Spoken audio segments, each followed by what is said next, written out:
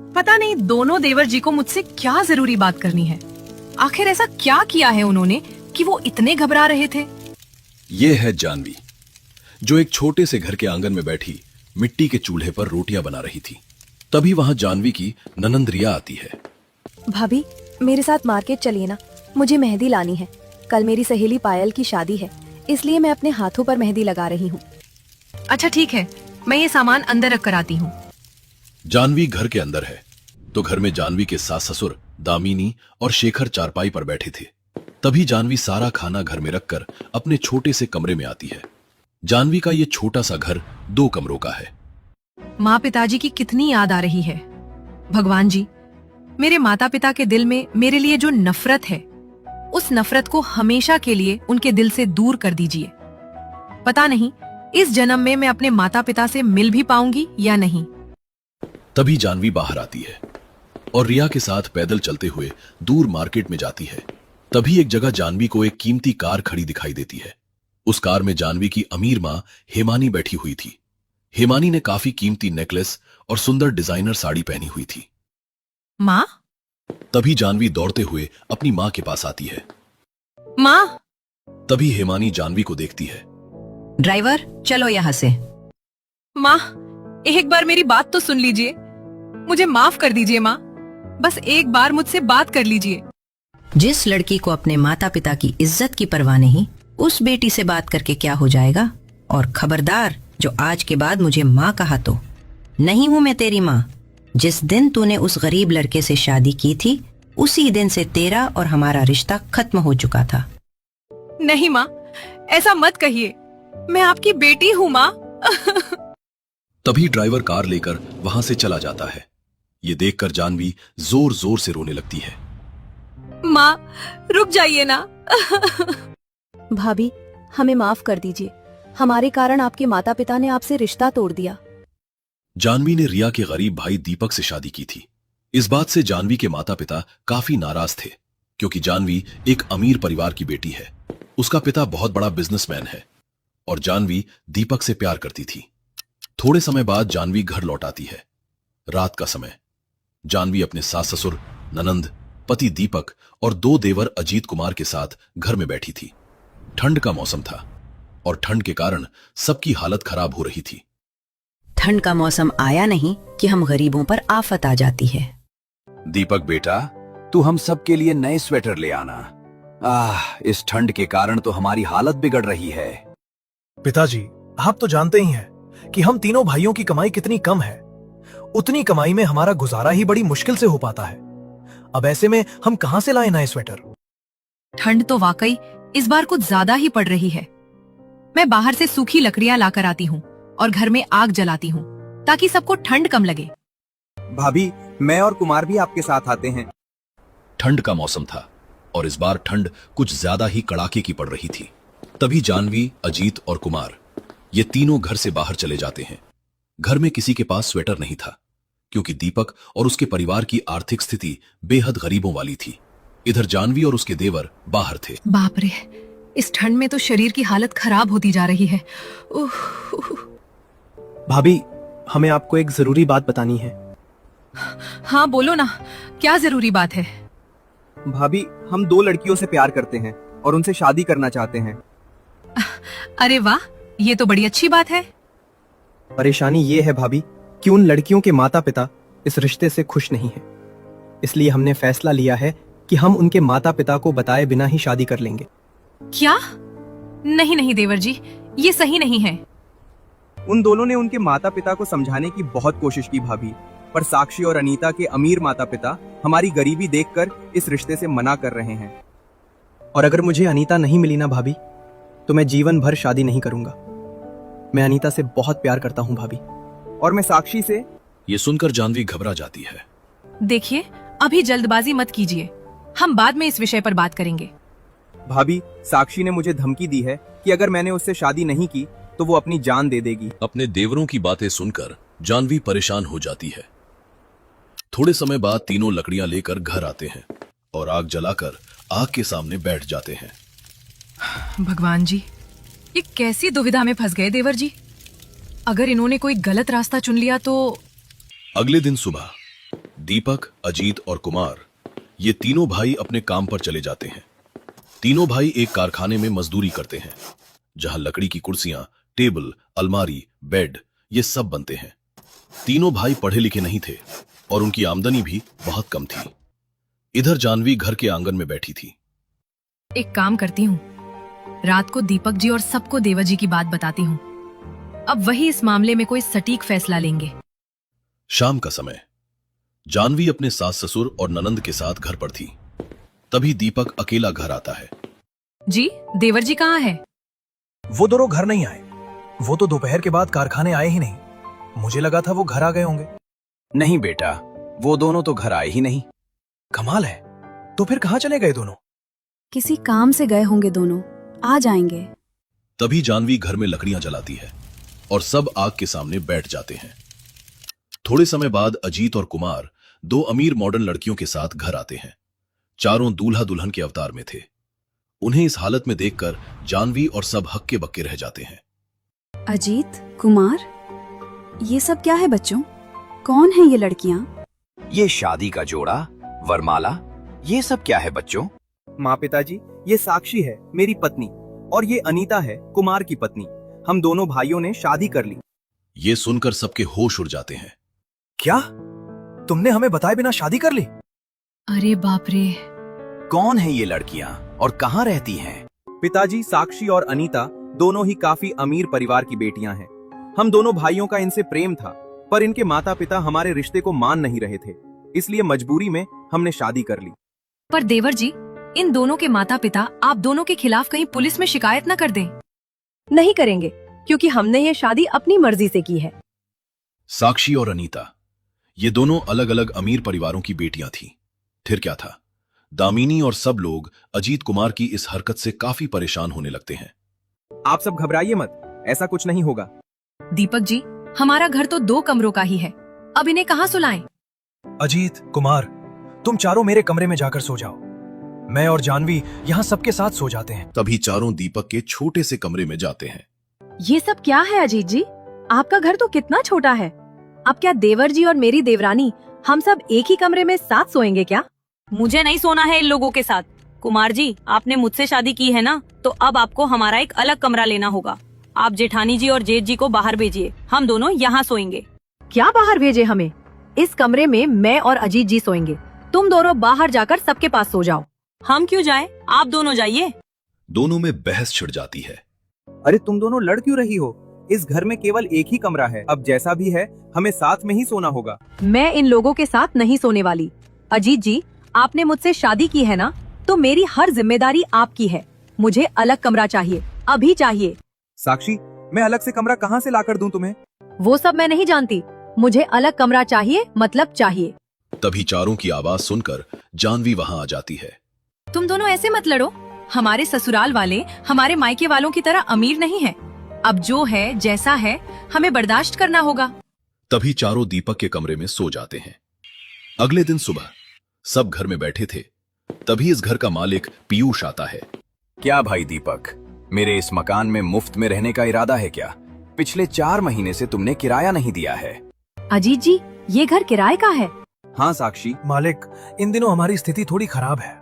आप हमें कुछ दिनों की और मोहलत दे दीजिए। मैं आपका सारा पैसा आपको दे दूंगा। नहीं भाई नहीं, मुझे अभी पूरे 4 महीने का किराया चाहिए, वरना मेरे इस घर से बाहर निकलो।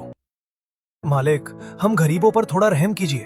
ठंड का मौसम है, इतनी ठंड में कहाँ जाएंगे हम? दीपक पीयूष से मिन्नतें करने लगता है, पर पीयूष उसकी एक नहीं सुनता और आखिर में पीयूष दीपक और सबको अपने घर से बाहर निकल देता है। सब अपने सामानों के साथ सड़क पर खड़े थे। ये किन भिखारियों के घर शादी करके आ गई मैं? इनके पास तो रहने के लिए घर भी नहीं है। अच्छा भला मैं अपने अमीर मायके में ऐश भरा जीवन बिता रही थी। अब तो हमारे माता पिता भी हमें एक्सेप्ट नहीं करेंगे। अजीत जी, आपने मुझसे शादी की है ना, तो अब आपकी जिम्मेदारी है मेरा ख्याल रखने की। हाँ, मुझे इस ठंड में ऐसे सड़कों पर रहकर मरना नहीं है। हमें घर चाहिए, हमें कैसे भी करके एक घर में लेकर चलिए कुमार जी। ये क्या तरीका है अपने पतियों से बात करने का? दोनों देवर जी ने तुम्हें बताया था ना कि इनकी आर्थिक स्थिति कितनी गरीबों वाली है, फिर भी तुम दोनों ने इनसे शादियां की। फिर अब क्यों तुम दोनों देवर जी से बहस कर रही हो? हमें कहाँ पता था कि ये ऐसे भिखारी हैं, वरना हम अपने माता पिता से रिश्ता तोड़कर आते ही नहीं थे। दोनों की बातें सुनकर सब परेशान हो जाते हैं। तभी दीपक वहां आता है। माँ, मेरा एक दोस्त है, उसका एक पुराना घर खाली पड़ा है। अब जब तक हमें नया घर नहीं मिल जाता, हम सब वहीं जाकर रहते हैं। तभी सब एक कमरे के छोटे से घर में आते हैं। ये तो केवल एक ही कमरे का घर है, हम सब यहाँ कैसे रह पाएंगे? तुम्हें ही शौक था ना मेरे बेटों से शादी करने का, तो अब चुपचाप अपना मुंह बंद करके रहो दोनों, वरना इसी समय इस घर से निकल जाओ। जब से आई हो बड़बड़ करती जा रही हो। हमने नहीं कहा था तुम दोनों से कि तुम हमारे घर की बहुएं बन जाओ? दामिनी की बातें सुनकर साक्षी और अनीता घबरा जाती हैं। साक्षी, अनीता, चलो हम मिट्टी के चूल्हे बना लेते हैं। मुझे अपनी रसोई अलग करनी है। मैं अपना और कुमार जी का खाना खुद बनाऊंगी। हाँ, मुझे भी अपनी रसोई अलग करनी है। बहुत अच्छी बात है बहुओं, तुम दोनों तो एक दिन ये करने ही वाली थी, इसलिए अभी से ही सही तुम अपना और अपने पतियों का खाना अलग बनाया करो, और जानवी बहू हम सब के लिए खाना बनाएगी। तभी रिया और जानवी मिट्टी का चूल्हा बनाने में लग जाती हैं। अजीत जी, चलिए हम किसी और किराए के मकान में जाकर रहते हैं। हम ऐसा नहीं कर सकते साक्षी, क्योंकि मेरी इतनी औकात नहीं है कि मैं अपना गुजारा चलाने के साथ साथ घर का किराया भी दे सकूं। अब तुम्हें यहीं सबके साथ रहना होगा। क्या मुसीबत है ये, इतने छोटे कमरे में कैसे सब एक साथ रह पाएंगे? मेरे माता पिता मुझसे नाराज हैं, वरना मैं अपने मायके से पैसे ले आती और अपने लिए नया घर किराए से ले लेती। कुमार जी, आप दूसरा घर किराए से नहीं ले सकते, तो कम से कम मुझे एक गैस चूल्हा तो लाकर दे दीजिए।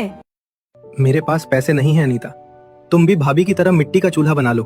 जब हमारे पास पैसे आएंगे तो मैं गैस चूल्हा ले आऊंगा। इतनी अमीर घराने की बेटी हूँ मैं, और ये क्या दिन देखने पड़ रहे हैं मुझे। मैंने तो सपने में भी नहीं सोचा था कि मेरा जीवन इस तरह भिखारियों की तरह हो जाएगा। साक्षी और अनीता मजबूर थीं। वो अपने मायके नहीं जा सकती थीं, क्योंकि उनके माता पिता उनसे नाराज थे। तभी दोनों भी जानवी के साथ मिट्टी का चूल्हा बनाती हैं और साक्षी अनीता उन चूल्हों को घर में रख देती हैं। बहुओं, तुमने ये चूल्हा घर में क्यों लगा दिया? हमारा ये घर तो कितना छोटा है। अगर तुम यहाँ खाना बनाओगी तो हम सोएंगे कहाँ? ससुर जी, बाहर इतनी कड़ाके की ठंड है, आप क्या चाहते हो कि हम इतनी ठंड में बाहर बैठकर खाना बनाएं? अगर हमें कुछ हो गया तो? कुमार जी, आप जाकर राशन ले आइए ताकि हम खाना बना सके। मेरे पास तो पैसे ही नहीं है। कोई नहीं, मैं किसी दुकान से उधार राशन ले आता हूँ। तीनों भाई घर से बाहर चले जाते हैं। इधर जानवी बाहर ठंड में आंगन में बैठी मिट्टी के चूल्हे के अंदर लकड़ियां लगा रही थी। पता नहीं कब ये ठंड का मौसम जाएगा। तभी दामिनी बाहर आती है। बहू, बाहर ठंड बहुत ज्यादा है, तू चूल्हा घर में लेकर आ जा और अंदर ही खाने की व्यवस्था कर। माँ जी, चूल्हे का धुआं घर के अंदर फैल जाएगा और धुएं के कारण घर में बैठा भी नहीं जाएगा। बहू, धुएं की तकलीफ हम बर्दाश्त कर लेंगे, पर अगर तू ज्यादा समय तक बाहर ठंड में रही तो तेरी तबीयत खराब हो जाएगी। तभी जानवी भी अपना चूल्हा लेकर घर के अंदर आती है। अब इस एक कमरे के घर में 3 जगह चूल्हे हो चुके थे। थोड़े समय बाद तीनों भाई थोड़ा थोड़ा राशन लेकर आते हैं और तीनों की पत्नियां चूल्हों पर खाने की व्यवस्था करने लगती हैं। कहा मैं महलों में राज करने वाली लड़की आज इस झोपड़े में बैठकर इस मिट्टी के चूल्हे पर खाना बना रही हूँ। तभी धुएं के कारण सबको खांसी आने लगती है। अरे ये धुआं खास खास कर तो हालत खरा रही है मेरी। थोड़े समय बाद तीनों सब्जी रोटियां बनाती हैं और सब घर में अलग अलग जगह बैठकर खाना खाने लगते हैं। दीपक जी, आप माँ जी और ससुर जी के लिए स्वेटर ले आइए ना, ठंड बहुत ज्यादा पड़ रही है। मैं कोशिश करता हूँ किसी से पैसे उधार लेने की। अगर कोई पैसा देगा तो मैं माँ और पिताजी के लिए स्वेटर ले आऊंगा। तभी तीनों भाई अपने काम पर चले जाते हैं। रिया, रात के समय ठंड काफी ज्यादा लग रही है, चलो हम अभी ही जाकर लकड़ियां लेकर आते हैं। ठीक है भाभी। साक्षी, अनीता, तुम भी हमारे साथ लकड़ियां लाने चलो, वरना रात में ठंड काफी ज्यादा लगेगी। तभी चारों घर से बाहर जाते हैं और कई सारी लकड़ियां लेकर घर आते हैं। रात का समय, तीनों घर में चूल्हे पर खाना बना रही थीं। सुनिए जी, हम बाहर जाकर बैठते हैं, इस धुएं से तो घर में बैठा ही नहीं जा रहा है। माँ जी, बाहर ठंड बहुत ज्यादा है। रिया, तुम बाहर आंगन में कुछ लकड़ियां जला दो, आग से माँ जी ससुर जी को ठंड कम लगेगी। दामिनी और शेखर बाहर चले जाते हैं और आग के सामने बैठ जाते हैं। रात का समय, सब घर में एक साथ चटाई पर लेटे हुए थे। ठंड काफी ज्यादा थी और सबने एक ही बड़ी रजाई ओढ़ी हुई थी। ओह बाप रे, यहाँ तो कितनी ठंड लग रही है। ओह मम्मा, मेरे घर में तो रूम हीटर था, उससे ठंड जरा भी नहीं लगती थी। सब जैसे तैसे ठंड में परेशान होकर सो जाते हैं। अगले दिन तीनों मिट्टी के चूल्हे पर चाय नाश्ता बनाकर अपने पतियों को देती हैं। दीपक जी, आपको कोई 10,000 रुपए उधार देगा क्या? मिट्टी की एक रसोई बना लेते हैं। रसोई बन जाएगी तो हमें खाना बनाने में इतनी तकलीफ नहीं होगी। जानवी, मुझ गरीब को कौन देगा इतने ज्यादा पैसे उधार? देखा जाए तो जेठानी जी की बात सही है। हमें यहाँ घर में खाना बनाने में बहुत तकलीफ हो रही है। अगर हमारी एक रसोई बन जाएगी तो फिर हमें ऐसी तकलीफ नहीं होगी। अजीत, कुमार, हम अपनी कमाई से थोड़े पैसे अलग बचा कर रखते हैं और आगे चलकर हम घर के बाहर एक छोटी सी रसोई बना लेंगे। ठीक है भाई। तभी तीनों भाई अपने कारखाने आते हैं तो कारखाने का सारा सामान मजदूर ट्रकों में भर रहे थे। मालिक, ये मशीनें, ये सब कहाँ जा रहा है? दीपक, मैं ये कारखाना हमेशा के लिए बंद कर रहा हूं। अब तुम कहीं और जाकर काम देख लो। ये सुनकर तीनों भाई परेशान हो जाते हैं। इतनी मुश्किल से हमें काम मिला था, वो भी हाथ से चला गया। अब क्या करेंगे हम भाई? तभी तीनों घर आते हैं और अपने परिवार वालों को सारी बात बताते हैं। अब कैसे होगा जी हमारा गुजारा? वही समझ में नहीं आ रहा है जानवी कि अब क्या करें। सोच रहे थे कि अगला दिन अच्छा होगा, पर हर दिन एक नई मुसीबत आती जा रही है। भाई, चलिए हम कोई दूसरा काम ढूंढ कर आते हैं। तभी तीनों गांव में आकर काम देखने लगते हैं, पर उन्हें कोई काम नहीं मिलता। अगले दिन सब घर में उदास बैठे थे। दीपक जी, आप तीनों तो कारखाने में लकड़ी की वस्तुएं बनाते थे, तो हम भी लकड़ियों से कुर्सियां, बेड और अलमारी बनाते हैं और उन्हें बेचते हैं। ये सब बनाने के लिए मशीन और औजार चाहिए जानवी, जो लगभग 50,000 रुपए में आएंगे। मेरे पिताजी के एक दोस्त हैं, मैं उनसे 20,000 रुपए उधार मांग कर ला सकती हूँ। मैं भी अपने दोस्त से 20,000 रुपए उधार ला सकती हूँ। मेरी भी एक फ्रेंड है, वो मुझे 10,000 तो दे ही देगी उधार। तो हो गए ना 50,000। हम उन पैसों से सामान ले आएंगे और हमारे पति यहीं घर पर सारी चीजें बनाकर उन्हें बेचेंगे। सबको जानवी का उपाय पसंद आता है। तभी तीनों अपने अपने जान पहचान वालों से उधार पैसे मांग कर लाते हैं और दीपक और उसके भाई तीनों मशीन और औजार लेकर आते हैं। सवेरे का समय, सब घर के बाहर थे। अजीत, कुमार, चलो हम जंगल से लकड़ियां लेकर आते हैं और उनसे कुर्सी और बेड बनाते हैं। दीपक जी, हम भी आपके साथ चलते हैं।